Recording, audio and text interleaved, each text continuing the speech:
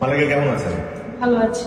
আপনাকে কংগ্রাচুলেশনস, আপনার নাটকে অভিষেক হলো। কেমন লাগছে শুটিং করে? Thank you so much. খুব ভালো লাগছে, নিউ এক্সপিরিয়েন্স, ফার্স্ট টাইম।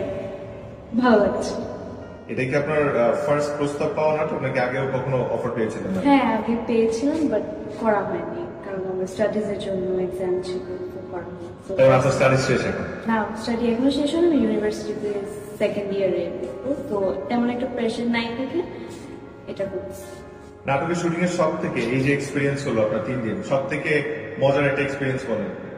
সব থেকে মজার এক্সপিরিয়েন্স ছিল হচ্ছে গিয়ে বাসে, কারণ আমি কখনো বাসে উঠিনি, তো ফার্স্ট টাইম, ওইটাই মজার ছিল। প্রথম দিন কোনো ডায়লগ দেননি আপনি?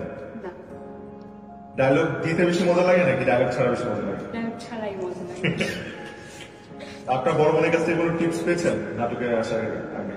হ্যাঁ, আমার বোন আমাকে টেক্সট দিতেই থাকে, কি করবা কিভাবে করবা, অনেক হেল্প করে। আমি ওর সাথে রিহার্সাল করেছি, মোটিভেশন, সাপোর্ট সবই পাই ওর থেকে। আপনার বোনের সাথে আপনার 5টা মিল বলেন। 5টা মিল, এটা তো আপনারা ভালো জানেন আমার থেকে।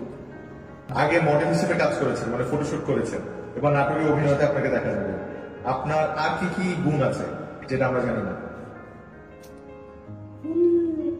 থাকলেও আমি জানি না এখন পর্যন্ত। আপনার নিজের গুণ আপনি জানেন না? আপনি গান গাইতে পারেন?